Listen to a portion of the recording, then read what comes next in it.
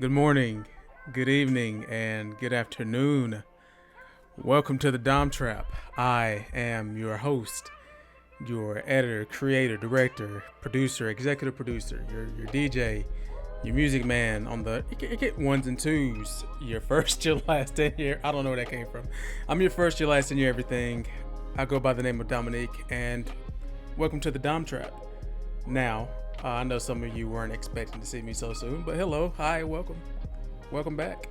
Um, let's see. First, let's go ahead and get the shout outs out the way. So, shout out to my boy Lex. Back on his content creation grind. I seen your Last of Us review, fantastic review. Hopefully, I'll get you on here so we can actually talk about the show overall after the season finishes. I think that'd be a lot of fun. But I do plan on having you before then, though. So, shout out to you, Lex. Shout out to Highly, bro. I see you're back too. You know, y'all inspired me, man. Like y'all inspired me to keep doing this and doing more, basically. Shout out to Greg for being competition without me even asking. Shout out to you. Uh, shout out to Angelica. Shout out to Pruitt for helping me out with the streams and stuff still. By the way, if y'all haven't followed me on Twitch yet, follow me at twitch.tv/DomOGary for good laughs, good storytelling, just overall good vibes. Shout out to everybody that's actually listening to the episodes and messaging me back saying what a great job I'm doing and that you're liking the episode. I appreciate all of your kind words and criticisms when they come to be. Jut, I'm talking to you, by the way. You're not being left out here. But yeah, shout out to all of y'all. But yeah, I'm back. Today's date is the 17th. So in 10 days, I'll be hitting the big 30, which I'm excited for. I'm excited to hit 30. I hate that I'm looking at it as like another year, but like I said in the last podcast, I do want to hit this year. I do want this year to be better, content creation wise. I want to get more episodes out to you all, get more streams in, all that fun stuff, because I actually like doing this stuff. It's a fun hobby. I really enjoy it. So, I just have a few movies I want to talk about today. I do want to come back and talk about the rest. I was debating on making this like a super long episode, but I was like, with all that I've seen, I'd rather, split it up into different episodes. I think that'd be the best way, and then that way I could, if I need to, go into a little bit more depth on each movie to give you all I don't even know what to call it. I don't know if it's an experience or just my review or whatever you want to call it. Do you want it the Dom experience? But who knows? But yeah, just got a few movies I want to talk about today. One of those being one that I mentioned on the last episode that I said was going to be my most anticipated release of the month. Now, this month has for sure surprised me, and I'm so glad, because January is always seen as a month that there isn't much going on. There's usually like it's usually like one of those stupid horror movies that just gets released out of nowhere that's been delayed, or there's just nothing of value to watch. And I'm proud to announce that this month has not been that so far. I'm super proud to announce that. So these first two movies I'm going to talk about today, I didn't see them this year yet. I didn't see them in 2023. These were actually on the tail end of 2022. I think I saw one of these before I recorded my last podcast episode. I think I mentioned it, but I do want to go ahead and give the review today. So, that movie being the movie called Well, which is one of the new A24 movies. This one stars Brendan Fraser, and he plays, I don't know how much he weighs, but he's a super overweight man who has little reason to live, I guess you could say. He's not satisfied with his life, yet he does nothing to become satisfied with his life. So I guess you could kind of put that on him. But I will say that this film was phenomenal. This movie is a film that is going to make you cry. Now, some of you I know are kind of weaker skinned when it comes to movies. So yeah, this movie will make you cry. This movie is the entire reason this movie exists is to pluck on your heartstrings and to make you cry and to evoke a certain emotion out of you. Now, when I went to see this, the majority of my theater was completely quiet, which okay, it's normal for a lot of movies, but it's just because of the way that these performances were laid, and you really want to pay attention to what's happening in this movie because it's not normal. It's not normal to see a man that's living like this, that just is just going through every day, just doing what he does. Doesn't have really any hobbies or anything outside of eating food, outside of just sitting on the couch. I kid you not. There's a scene where his caretaker, which at the first few scenes, you just see that he has a caretaker. You're like, who is this woman? What's her reason for being here? Why does she care so much about him? All those questions do get answered in the movie. But she sits down on the couch. She's talking to him, like she's like right beside him. And he says, hey, can you pass me that over there? She gets up, goes in the kitchen, gets like a bucket of KFC chicken, and just hands it to him. And he's just sitting there watching TV, and he's just eating chicken out of the bucket, like one after another. I think he eventually eats to the point where he just falls asleep, and the bucket's like just sitting on him, like it's just laying on his, it's just sitting on his leg. And it's like, man, what a life. But yeah, it's supposed to make you feel some type of way. That's the purpose of this movie. It's directed by Darren Aronofsky, who a lot of you may know from Black Swan with Natalie Portman, as well as Mother with Jennifer Lawrence and Javier Bardem. And I kind of went into this movie knowing what to expect just because I've seen Black Swan and I've seen Mother. Mother, in particular, being a movie that has pissed me off to no to no return. I think that movie kind of hit a switch in my head where I'm like, okay, if I see something that's a little out there, I'm gonna love it, regardless of what it is. I think that might have been the movie to actually flip that switch in my head. And I'm thinking about it now. I might have to watch it soon. But yeah, he's Brendan Fraser's character. I'm blanking on his name. Let me see if I can find it here. Let's see. See if I can get that for you guys. Sorry about that. Charlie. He's a recluse basically. He's also an English professor that you see at the beginning of the movie. And early on he meets a character because he's having some trouble. And this character is played by Ty Simpkins, who you may know as one of the children from the Insidious movies. I think it was Dalton. Yes, Dalton. He comes in and he helps him out. And the guy, like, he's one of the Jehovah's Witness type door to door, hand you something type guys. But this guy doesn't carry anything. And he tells Brendan Fraser's character Charlie who he's working with. And automatically his caretaker Liz, who's played by Hong Chow, by the way, who some of you may know from The Menu, which I do need to do a review on, as well as the Watchmen TV show. So she asks him like, "Why are you here? Can you leave now? We don't want your service or whatever." So he leaves eventually, but he keeps coming back. Like almost, it's either every day or every other day. He just keeps coming back. Um, Later on in the movie, Sadie Sink, who we know from Stranger Things, she plays his daughter Ellie. She comes and you immediately are wondering what her intentions are with going to her father at this crucial time in his life. And once you find that out, you're like, okay, I'm either going to grow to love this character or hate this character. To me, it was the latter. I could not stand this character, but that was the purpose for the role.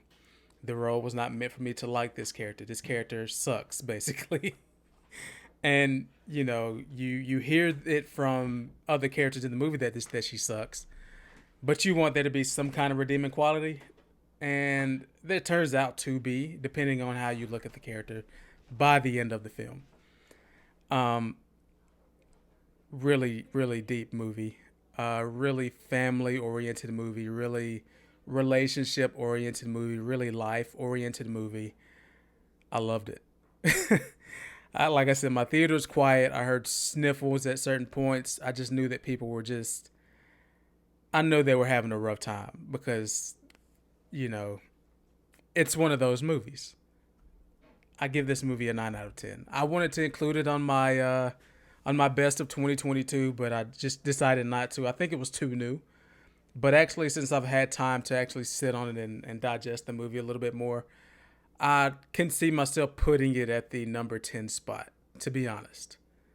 I really enjoyed The Whale, and I recommend it to. If you'd like to see a movie that may make you feel some type of way, that may make you shed a tear or two, go and see The Whale. It's playing now. I think it's still playing. Yeah, it should still be playing. I think it's actually making a pretty penny right now. And as some of you may have seen during the Critics' Choice Awards and the Golden Globes, Brendan Fraser is receiving awards for his role as the main character Charlie, which is all good in my book because I love Brendan Fraser. I love Brendan Fraser back when he was in The Mummy. I loved him as George in the Jungle. George of the Jungle, sorry. I loved him in Bedazzled. When he did that one movie where he was talking to animals, I wasn't really with it. But I love Brendan Fraser. And I'm glad that he's getting so many flowers. I just love it. I love it. I love it. I love it. I love all the flowers that Everything Everywhere All at Once is getting. I'm hoping that these movies sweep the Oscars. I hope that Angela Bassett gets her Oscar for her portrayal of Queen Ramonda in Black Panther 2.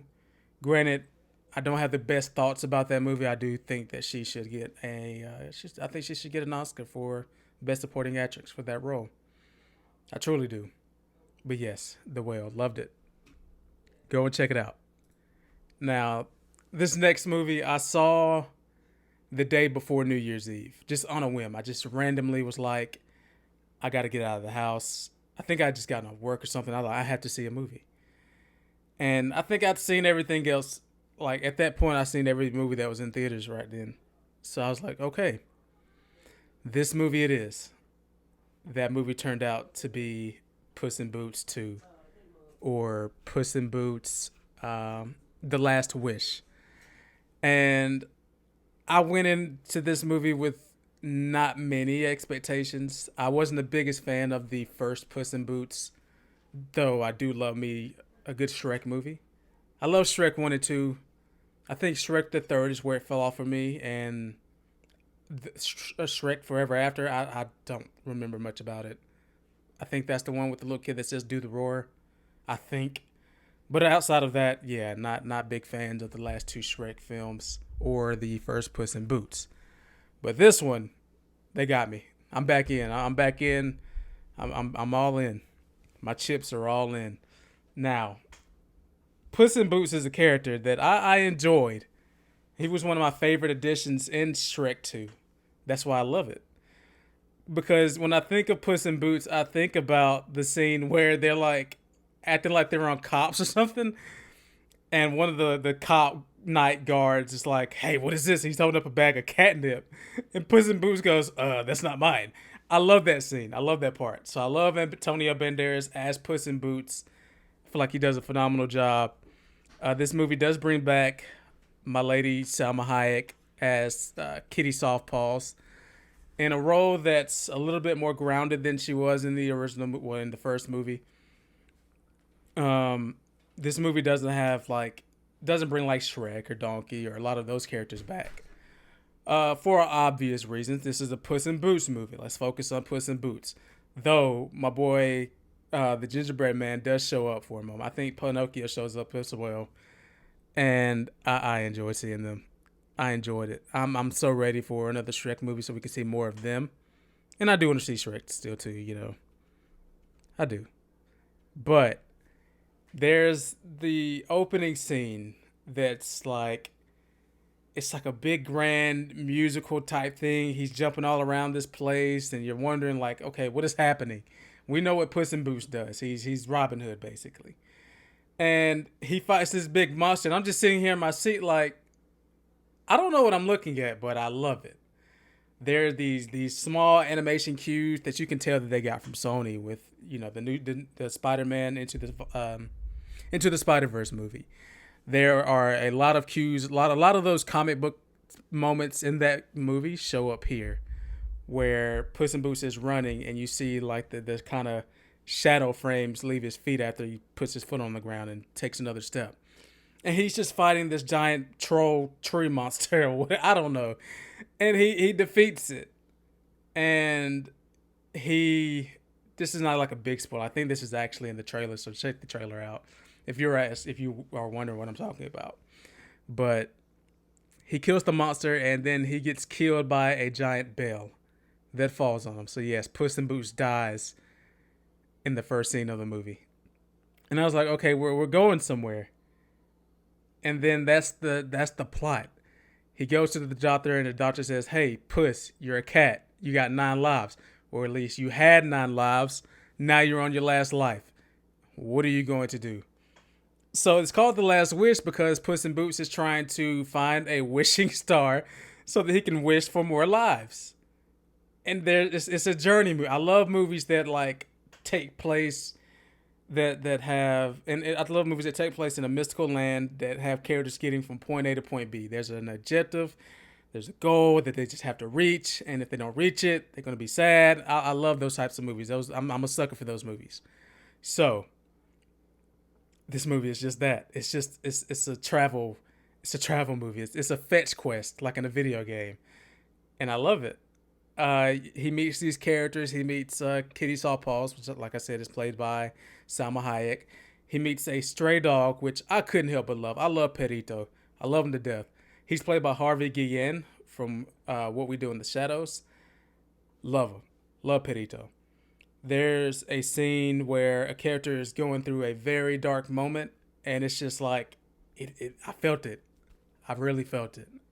Right here. Right in the feels. I felt it. And I was like, okay, this movie's doing something to me. The villain in this movie, who is essentially the big bad wolf, but not the big bad wolf from the Shrek movies. This is like a totally new character. And when I tell you that this character is so freaking cool, like he's a white wolf, he has red eyes, and he holds 2 sickles. How cool is that? And he fights Puss in Boots, where Puss in Boots is like at his lowest. He's at the bar drinking milk, which is like beer, I guess. He's like getting drunk on milk, getting a milk high. And he goes up to him. He says, "Your Puss in Boots. There's a bounty out for you. I'm here to kill you. So what's up?" So they just fight right then and there. And I was like, okay, we have an actual antagonist. We have a goal to reach, and we have characters. I'm here. I'm loving this. That fight scene was so cool. Just the way it was animated, I want to say choreography, but there's, it's animated characters. But the way that it was filmed was so cool. There are small little things where the wolf is like, he has his, I'm trying to explain it, but you see a reflection somewhere and you see the wolf's eyes, and then you see the reflection from a different angle and you see Puss's eyes and he's just terrified. And it's like, yeah, this is it. This is cool. And throughout the entire movie, it's like Puss is trying to do this one thing. He's just trying to get his lives back. But there's just so much getting in the way. On top of that, you have this villain that is the big bad wolf overlooming every last bit of it. And then by the end, you get this sweet conclusion that is another sweet fight scene with great cinematography. The action scene in general was just, I loved it. I loved it. I love Puss in Boots: The Last Wish. The movie's a 9 out of 10. I can't go any lower. I can't go any higher. It's just great. It's got surprises in it. It leaves off at a place where it's like, okay, we know where this is going. Let's get there. But this was such a good film. I'm surprised at how good it was. And it's something that I really would not mind seeing. I will see this again. I may even buy it on Blu-ray, to be honest with you. Phenomenal movie. Beautiful movie. Great voice acting. DreamWorks they just keep doing better than they have done in the past. Of course, they have more money. The voice cast is getting more and more. They're learning. You know that they're learning how to evoke emotions out of uh these animated characters. Like you can feel a way about this 3D animated cat and this 3D animated wolf and dog that's a stray dog, and it's just like it's great. I love it. 9 out of 10 movie. Puss in Boots: The Last Wish is one of my favorite movies of last year. I honestly think that if I seen it before I recorded my last episode, that may have made the list as well. To be honest, I love Puss in Boots too. Um, let's see. Oh yeah. So we have come to the last movie I like to review this episode. Now, if you listened to my last episode, which I hope you did, you heard me say that Megan or M3GAN or Model 3 Generative Android or something like that is my most anticipated movie for the month of January. And I don't know who doubted me, but I was right. That movie was everything I just needed it to be. It had everything aligned perfectly for what I wanted it to be.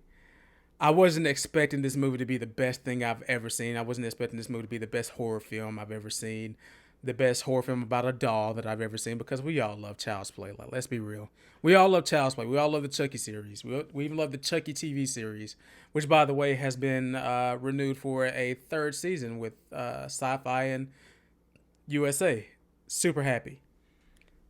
But Megan, it's the one. It's the one. If you've seen it, you know what I'm talking about. If you haven't seen it, go and see it so you can know what I'm talking about. This movie is it's produced by Jason Blum, who you all may know from the Blumhouse films, such as the a lot of the Saw movies. He's done Insidious, and James Wan as well, who's done The Conjuring, as well as Insidious, I believe, if I'm not mistaken.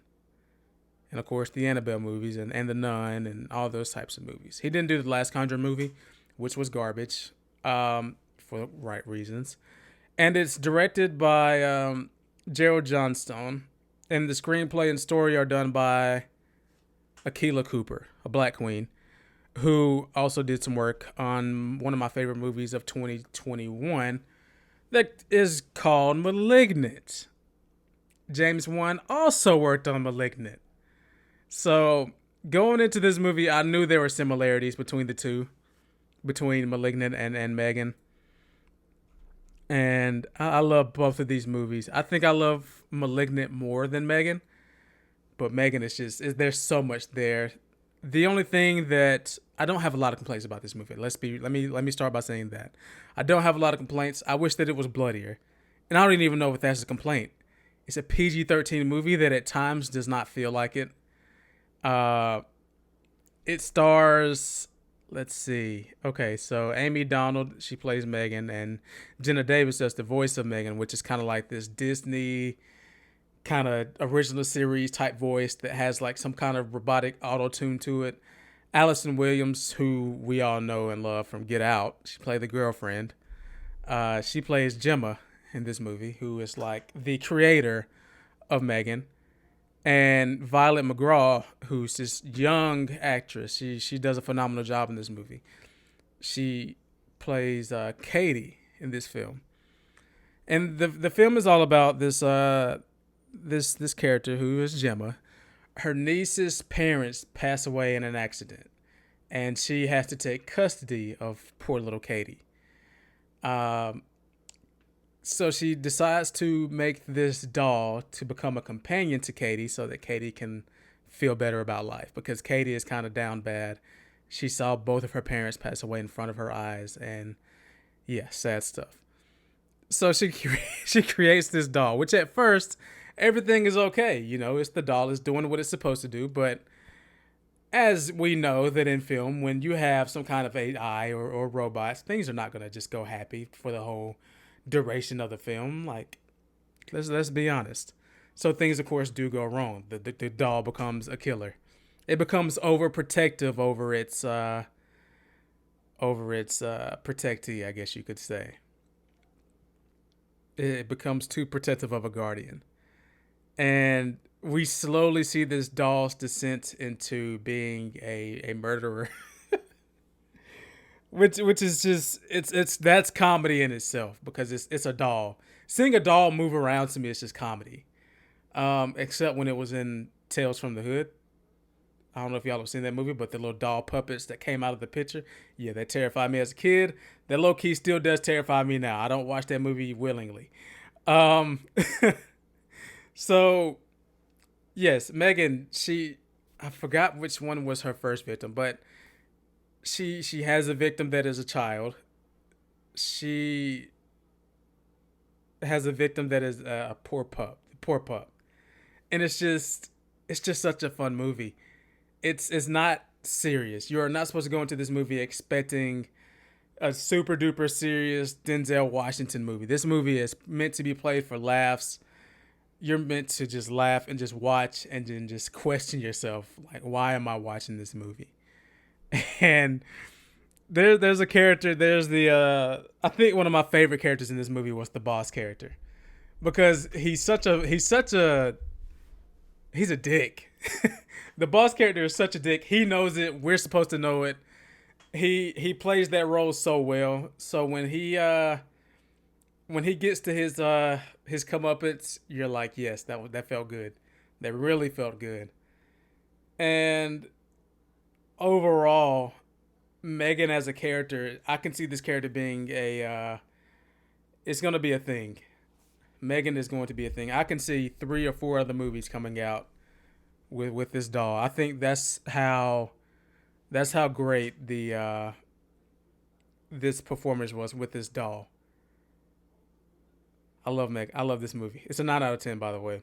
All 3 of these movies were 9 out of 10. I recommend every last one of these movies I've talked about today. Megan in particular, because it's such a wild ride. It's so much fun. I don't want to say much here. I really don't. I want a lot of you to see it before I do like a super in-depth review of it.